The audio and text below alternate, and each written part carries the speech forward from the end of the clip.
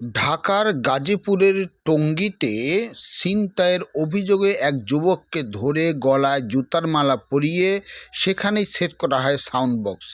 এরপরে ব্লুটুথের মাধ্যমে বাজানো হয় গান। ওই গানের তালে তালে নাচতে হলো ওই সন্দেহভাজন ছিনতাইকারীকে। গানের তালে তালে নাচ থামলেই চলছে বেত্রাঘাত। রবিবার সকাল ৯টা থেকে ১২টা পর্যন্ত ঘটানো হয় ওই নৃত্য। স্থানীয় লোকজন এমন ঘটনা ঘটাচ্ছে এমন ভিডিও ভাইরাল হলে চলছে নানা আলোচনা সমালোচনা। ভারতের আনন্দবাজার পত্রিকার দাবি, হিন্দুদের সম্প্রীতির বার্তা দিয়ে ভারতকে খোঁচা দিচ্ছে জামায়াতে ইসলাম।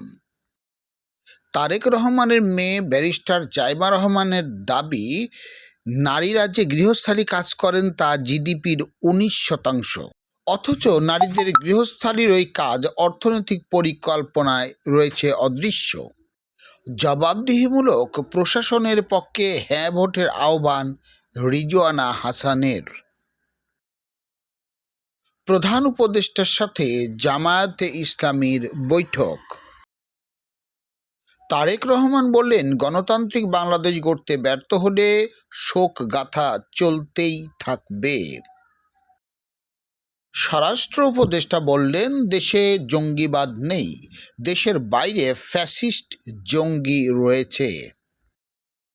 তিনি আরও দাবি করলেন, পুলিশ কোনো রাজনৈতিক দলের রক্ষক নয়।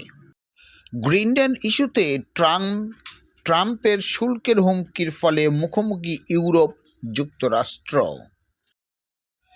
নাটোরে স্বাস্থ্য উপদেষ্টা বললেন, ফ্যাসিজম পরিবর্তনের জন্য গণভোটে হ্যাঁ ভোট দেওয়া জরুরি। পাকিস্তানের করাচিতে শপিং মলে আগুন, 6 জনের মৃত্যু।